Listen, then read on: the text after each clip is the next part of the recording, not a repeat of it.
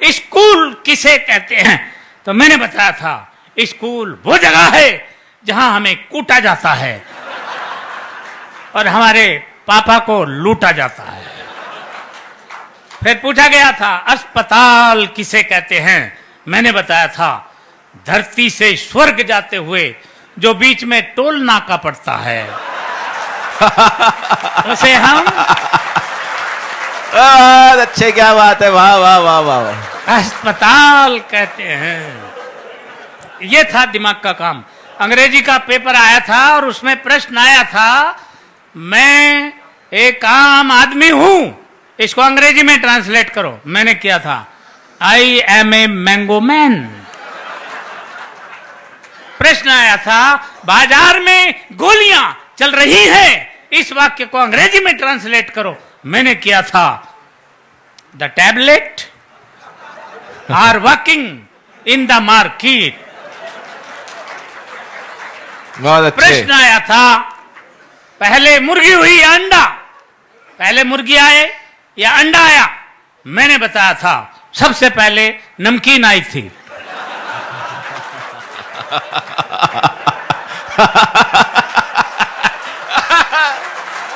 अच्छे, क्या बात है।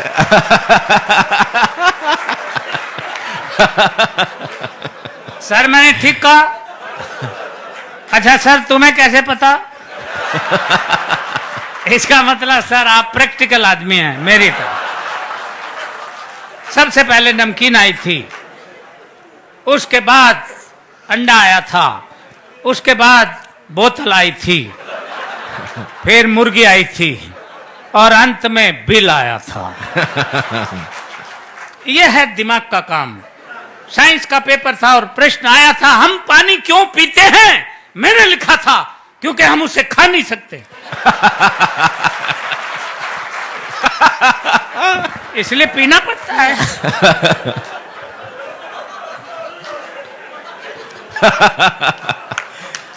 अच्छे, क्या बात है खिचड़ी ये जी। दिमाग का काम है।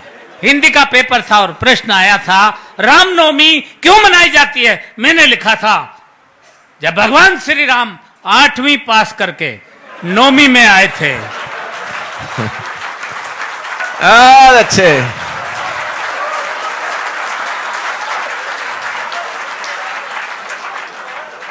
तभी से रामनवमी मनाई जाती है। प्रश्न आया था प्रदूषण किसे कहते हैं? मैंने लिखा था प्रदूषण खरदूषण का बड़ा भाई था।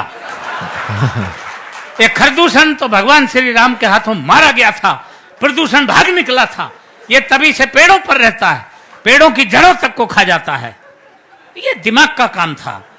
मैंने लिखा प्रश्न पूछा गया था कि धृतराष्ट्र अंधे थे, उसके बावजूद उनके 100 पुत्र थे।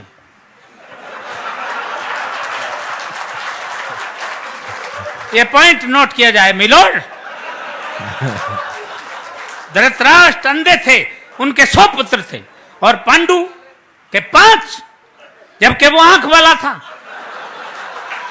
इसका कारण बताओ। मैंने लिखा था। मैंने अगर ठीक लिख दिया हो तो एक हाथ खाली नहीं रहे।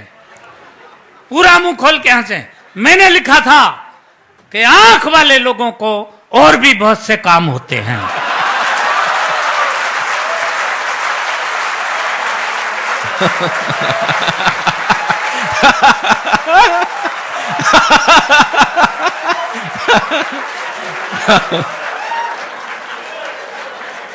ये दिमाग का काम था। इसलिए इससे आप समझ सकते हैं हम कितने पढ़े लिखे आदमी हैं। हर बात का जवाब हम कैसे देते थे।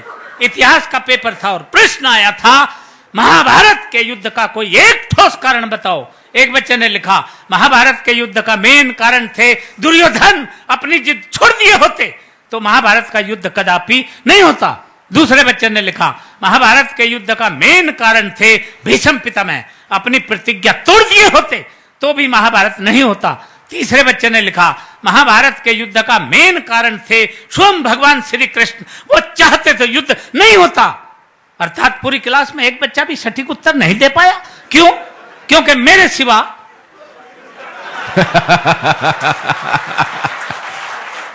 अच्छा।